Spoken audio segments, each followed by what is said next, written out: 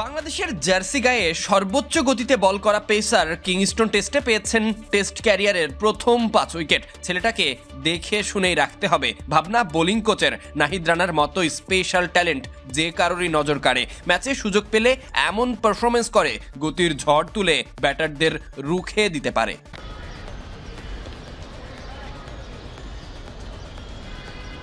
Bangladesh cricket ইতিহাসে সর্বোচ্চ গতিতে বল করা পেসার এখন নাহিদ। ওর বলে গতি আছে, বল করলে সে উইকেট পাবেই। বোলার হিসেবে নিয়ন্ত্রিত বোলিংটাই করতে হবে। নাহিদ রানাও ঠিক এমনই, খুব বেশি কিছু ভাবেন না। জানেন ব্যাটাররা অনেক কিছুই করতে চাইবে, সেখানে বোলার হিসেবে নিজের জায়গা ধরে রেখে বল করতে হবে। উইকেট পাওয়ার সাফল্য এই এক লাইনে, বিসিবির এক ভিডিও বার্তায় নাহিদ বলেছেন।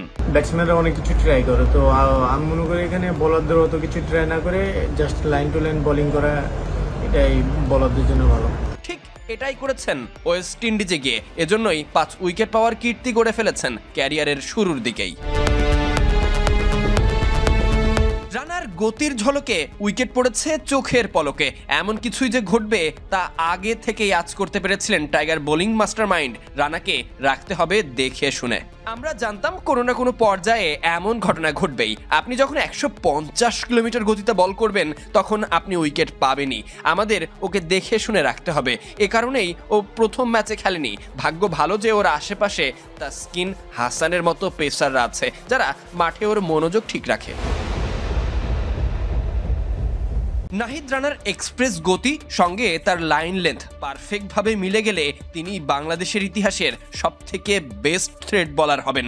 নাহিদ রানাকে দেখে বহুদিনের আক্ষেপ পূরণ হয়েছে। গতিময় এক পেসার পেয়েছে, সাফল্যও ধরা দিচ্ছে।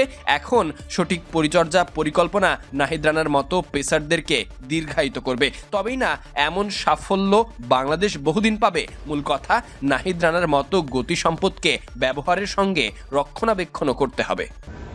আমার কাছে যেটা মনে হয় যে এই উইকেটে বেশি কিছু ট্রাই না করে just line to line bowling করে এবং ব্যাটসম্যানকে রুম না দিয়ে রান ছাড়া বোলিং করলে ব্যাটসম্যানরা অনেক কিছু ট্রাই করে, তো আমি মনে করি এখানে বোলারদের অত কিছু ট্রাই না করে just line to line bowling করা, এটাই বোলারদের জন্য ভালো।